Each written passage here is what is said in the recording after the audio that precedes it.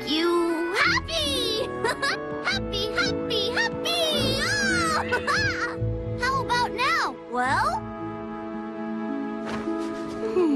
He's a rather smart little wing-eared furblob.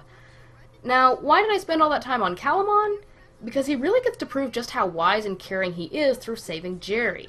That's right, Beelzemon doesn't save Jeri, Takato doesn't save Jeri, Leomon's spirit doesn't even save Jeri. It's the adorable little mascot character that really rescues her. He spends many episodes trying the cutesy-ootsy approach of trying to coax Jeri out of her stupor, but the simple fact is that's not going to work. Jeri has to be pulled out of her funk by force, so when things are looking their worst, Calamon shifts from saying things like, "Why don't you give me a smile, just one," or "We should get out of here, everybody's worried about us," to the more direct approach. Don't listen to that rag!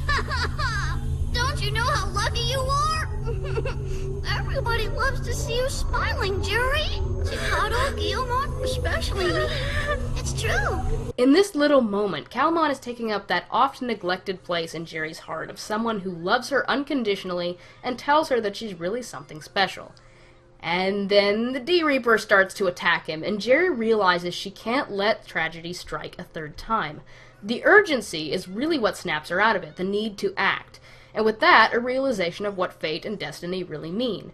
Whether she was responsible for her mother or Leomon's death, of course she wasn't in both cases, but either way it doesn't really matter, because her destiny is what she makes of it.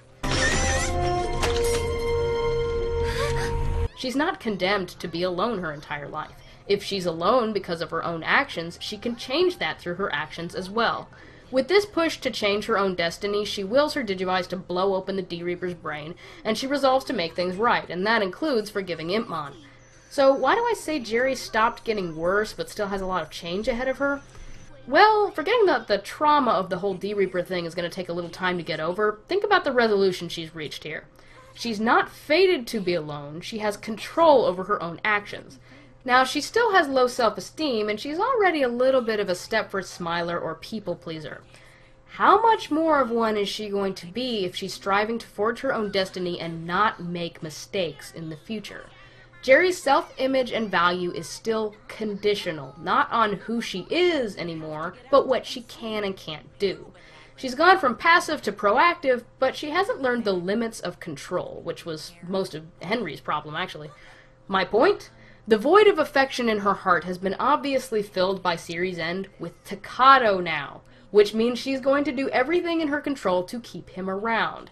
I think Jeri went from being a very damaged character to a healthier one by Tamers' end, but those scars are still there, and hypothetically speaking, she'd have a lot of growing up to do to accept every awful thing the story threw her way.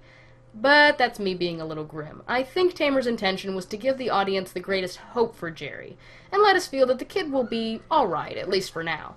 Jeri's Break the Cutie arc was the harshest the franchise ever got, so let's move into lighter territory with the more goofy and fun-loving supporting cast.